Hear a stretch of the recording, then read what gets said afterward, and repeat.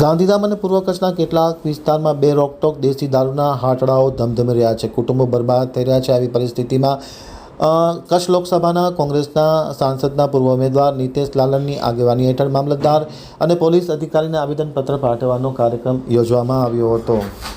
હવે જોઈએ ગાંધીધામ આમતક ન્યૂઝ બ્યુરોનો એક વિસ્તૃત અહેવાલ.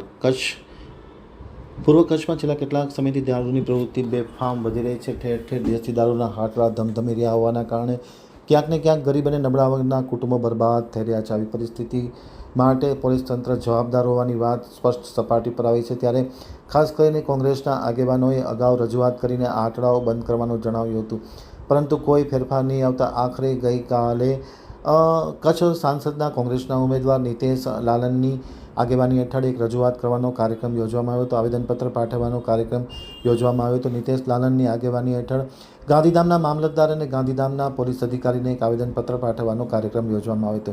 પાઠવેલ આવેદનપત્રમાં સ્પષ્ટપણે જણાવવામાં આવ્યું હતું કે છેલ્લા કેટલાક સમયથી ગાંધીધામ અને તેની આજુબાજુના વિસ્તારમાં અને ખાસ કરીને પૂર્વ કચ્છના કેટલાક વિસ્તારોમાં દેશી દારૂના હાટડાઓ બેફામ ધમધમી રહ્યા છે. બે રોકટોક ધમધમી રહ્યા છે. જાણે પોલીસનો કોઈ ખોફ ના હોય તે રીતના પ્રોહી બુટલેગરો આ હાટડા ચલાવી રહ્યા છે. પરિણામે ક્યાંક ને ક્યાંક ગરીબ અને નબળા વર્ગના કુટુંબો બરબાદ થઈ રહ્યા છે અને એના કુટુંબમાં અઘટિત ઘટનાઓ પણ બનવા પામી છે. આવી પરિસ્થિતિમાં તાત્કાલિક અસરથી આ દેશી દારૂના હાટડાઓ પર બ્રેક મારવી જરૂરી છે. પોલીસે કડક કાર્યવાહી કરવી જોઈએ તેવી માંગ સાથે આવેદનપત્ર પાઠવવામાં આવ્યું હતું. આવેદનપત્ર પાઠવવાના કાર્યક્રમમાં નિતેશ લાલન, પ્રશાંત મહેશ્વરી, રોહિત રાજપૂત, જસુભાઈ આહિર, ઇમરાન માજોટી, શંકરભાઈ સંજોટ, ગોપાલભાઈ સોદમ, રાજેશભાઈ લાલન, જયેશભાઈ થારુ, શાહિલ સુંડા સહિતના યુવાનો ઉપસ્થિત હતા. તેમને મામલતદાર અને પોલીસ અધિકારીને આવેદનપત્ર પાઠવી તાત્કાલિક જો આ હાટડા બંધ નહીં થાય તો ના છૂટકે જનતા રેડ કરી અને ઉપવાસ આંદોલન કરવામાં ફરજ પડશે તેવી પણ ચીમકી આપવામાં આવી હતી.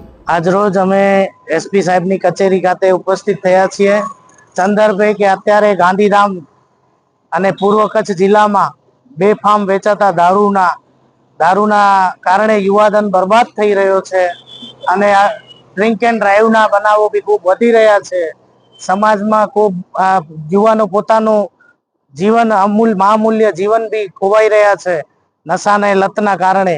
એટલે આજે એસપી સાહેબની કચેરીએ અમે પીઆઈ ચુડાસમા સાહેબને આવેદનપત્ર આપી ફરિયાદ કરી છે કે સાહેબ, અહીંયા જે ગાંધીધામ પૂર્વ કચ્છ જિલ્લામાં બેફામ દારૂનું વેચાણ થઈ રહ્યું છે તે રોકવા બાબતે આપ 7 દિવસનો એમને સમયના અમે આપેલું છે કે 7 દિવસની અંદર તમામ નશાખોરી ને અસામાજિક પ્રવૃત્તિઓ થઈ રહ્યો છે તેને રોકવામાં આવે, અન્યથા અમે એસપી કચેરી ઓફિસ બારે ઉપવાસ પર ઉતરશું એવી અમે સાહેબશ્રીને રજૂઆત કરી છે.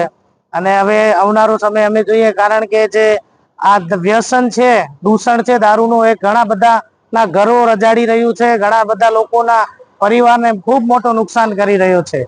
એ સંદર્ભે આજે અમે રજૂઆત કરી છે અને અમને આશા છે કે કાયદા વ્યવસ્થાની પોલીસ અસામાજિક તત્વોને ભાન કરાવશે અને આ અસામાજિક પ્રવૃત્તિઓ થઈ રહી છે એને રોકવામાં સફળ રહેશે એવી અમને આશા છે.